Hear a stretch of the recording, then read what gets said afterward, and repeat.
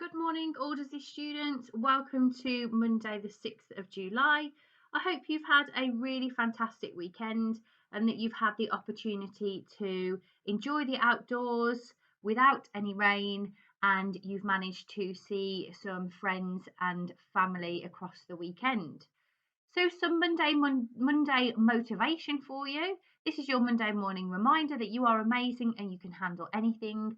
You have all been absolutely brilliant across the virtual school. I think we're just over 100 days now in isolation and lockdown, and you've all done a really amazing job. We've just got 2 weeks to go now until those all important summer holidays where you can enjoy a little bit of a rest. So well done. So just to reflect on our Jump Back July calendar, it is the 6th of July. So the challenge for today is to put a problem in perspective and see the bigger picture. So it might be that you have had a problem that's been niggling at you all weekend, or that you've got a problem that you're not sure how you can manage that problem and overcome it in some way. So I want you to see the bigger picture and the wider world, maybe write around that problem and try and put it into perspective around everything else that is going on. That should help you tackle that problem with more positivity and resilience, but it should also help you see that that problem is probably a minor problem in relation to everything else that could be happening. So thank you to those students that completed Friday's challenges. If you haven't had a chance to visit thinkyouKnow.com, please have a look this week at some point. It's a really fantastic website to help you be safe on social media and the internet, which is really important, particularly now that we are accessing the virtual school more and that we are using the internet and our computers more so than ever. And today's challenge is the resilience calendar, which we've just discussed. And then I would also like you to visit the Time to Change website. And this relates to our topic and our theme today, which is time to talk, and really encompasses everything surrounding mental health, well-being, and how you can make a change in your own mental health and well-being and in others as well. There's lots of different resources on that website. There's some fantastic personal stories that are really inspiring and that I'm sure will help you relate and will help you see how you can make a difference to yourself, but also others that might be experiencing some mental health problems. And I'd also like you to take action. So to reach out to someone that you think or you know might be struggling and might not be talking about those problems or might not be talking about mental health at all. It could be that you take action and you start communicating yourself and you start talking about mental health and well-being more often. So today's theme and topic is all about time to change and time to talk. And even though the official Time to Talk day was back in February, I think it's really important that we almost make every day a Time to Talk day.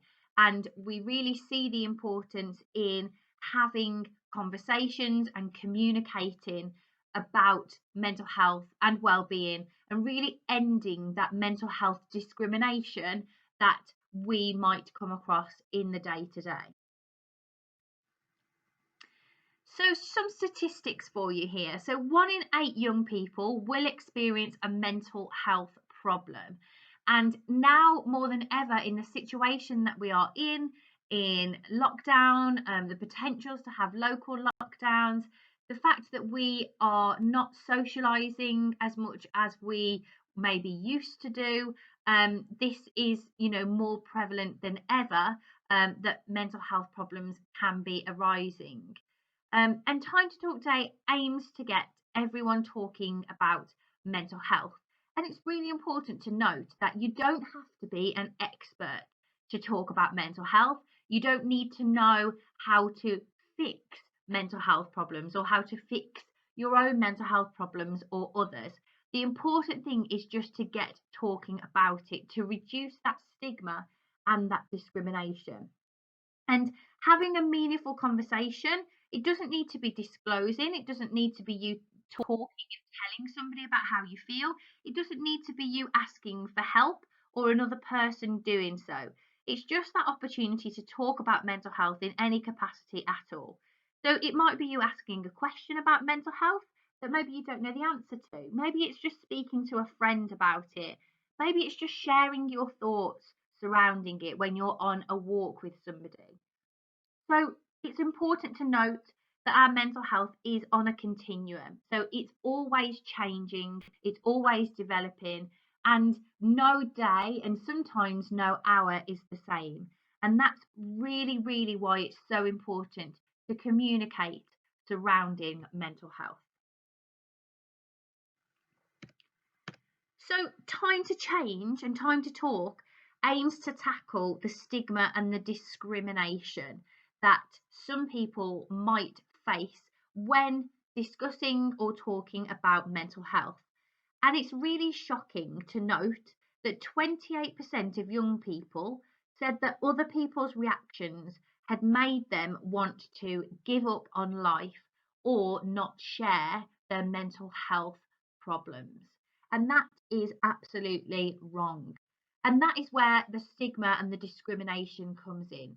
So, a stigma is where we have an unfair attitude towards people with mental health problems, and discrimination is then unfair behaviour towards people with mental health problems. And just some examples for you here. So, the stigma, the attitude. So, some people think Nadia is attention seeking when she's having a panic attack. So, that is a stigma, that is an attitude that some people might have towards a person who is really struggling with anxiety or struggling with their mental health by having a panic attack. We put that stigma on that person and we just expect that they are attention seeking. And then the discrimination is the behaviour of those people. So those people don't want to be friends with Nadia because of her panic attacks and exclude her from social activities. And that is highly wrong and should not happen to anybody. Okay, we should never ever put a stigma and have a certain attitude and behave in a certain way towards people just because they are struggling with their mental health.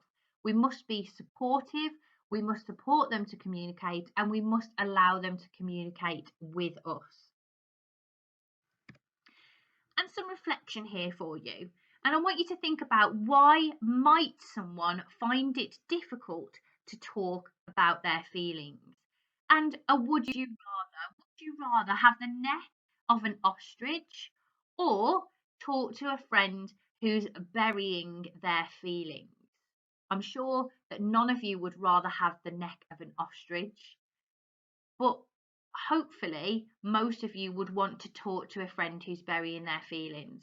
But it's so important to reflect on why they might be burying their feelings and how they might feel about it.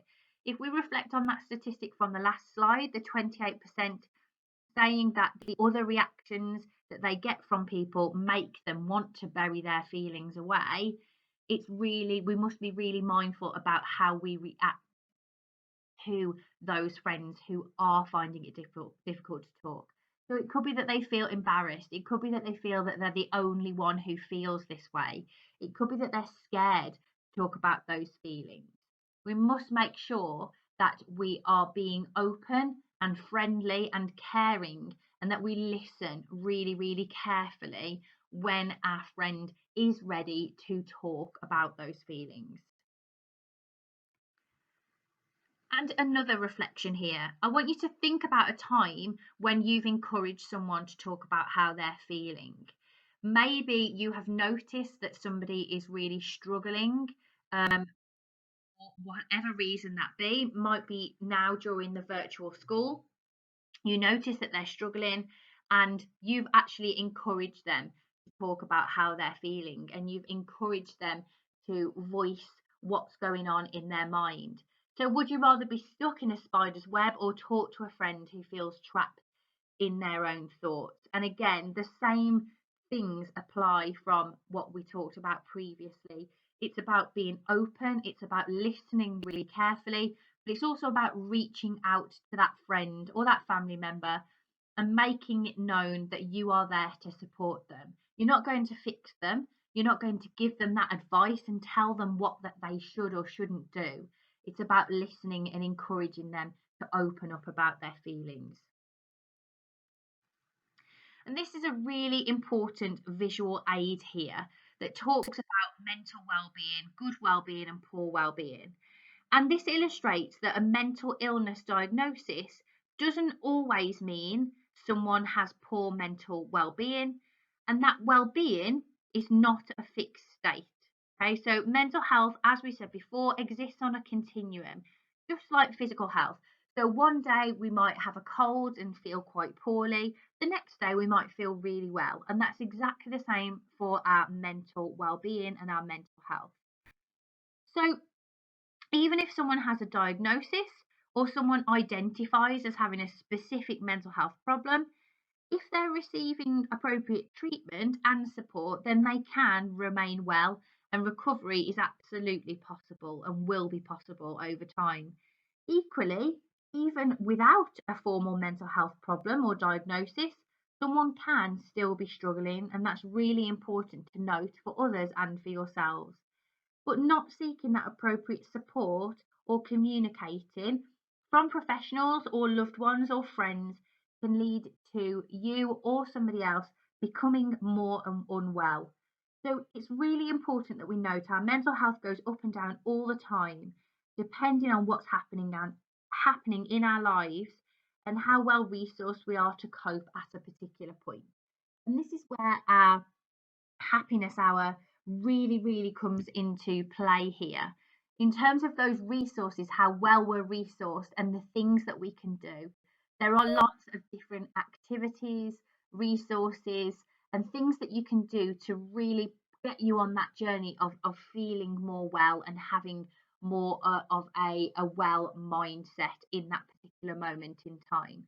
But talking about it is that first step and is something that you don't need to specifically write anything down, or you don't need to go and do anything particularly active. You can just talk about it, and that's that first step in good well-being.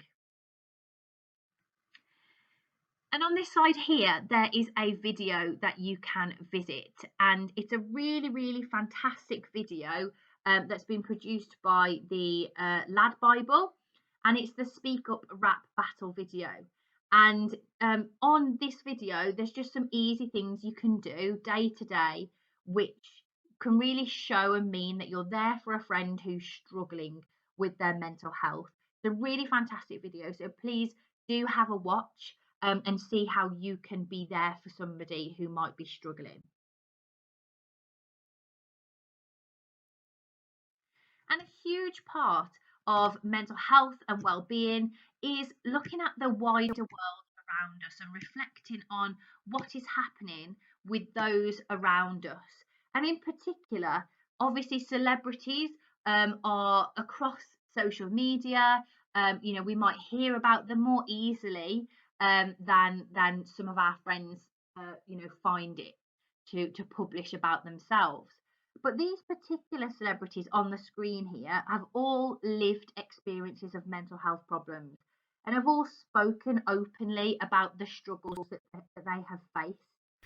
And through these celebrities opening up about their problems and sharing it with us and the world, it's really helped them to deal with those problems that they might have faced, and in that recovery, in becoming more well and having a better mental health well-being.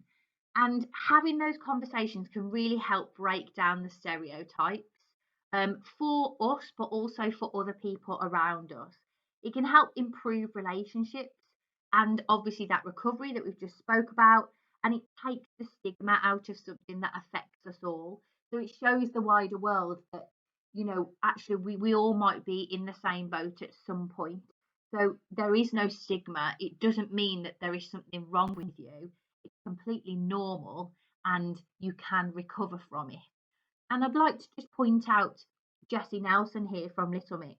And hopefully you saw the documentary that she produced a year or so ago now, where she openly talked about the mental health issues and problems that she faced and how her mental health took a real decline when she was bullied and trolled on the internet for the way that she looked. And you can see from this documentary how very upsetting the experience was for her, and how this really affected her mental health. But also from talking about it and from changing those stereotypes and that stigma, how she has been able to recover, but also improve those relationships with herself and that wider world. So it's really powerful. Please have a watch of her documentary, but also have a Google of all these different celebrities and just have a read of how they might have experienced some different problems that you also might have experienced along the way, and how they have dealt with their recovery. So some more take action now.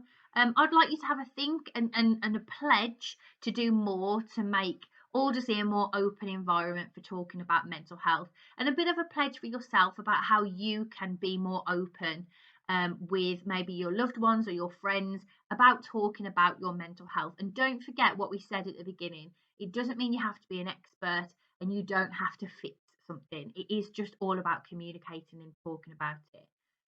I'm sure you will agree that Miss Evans does an absolutely amazing job with our mental health across the school, and we are much more open about talking about that mental health and how we might take action to improve our mental well-being. But if there's other things that you think that we can do as a school or that you can do for yourself, make a pledge, let us know, and I'm sure we can ensure that everybody across the school is developing this. And it's really important to note again that talking doesn't have to be scary. And this quote here really summarises this, so that mental illness can make people feel very isolated, especially if people are not supportive. Listen, be patient, and simply be kind. There's so many benefits from us all talking about mental health on a regular basis. Time to Talk Day, the happiness hour, is just those beginnings of our conversations for you and across school and with friends. So don't forget, there's so many other things that you can do out there to help support others and your own mental health. And Time to Change and Time to Talk have lots of different initiatives and campaigns that you can get involved in. So please do visit that website to see how you can get involved more and be in more of those discussions and communications. So those are those important websites to go and visit. There's so many resources, personal stories, and campaigns on that website that you can visit and get involved in. So I really encourage you to do so today or this week. You can also follow them on Twitter at Time to Change and on Instagram. And now more than ever, in the situations that we're in, it's really important that we do get involved, each and every one of us, from a personal level, but also to help support others around us. I hope you've enjoyed today's assembly. Have a really great day and a fantastic week. And don't forget, it's time to talk, and you can talk about it. Thank you.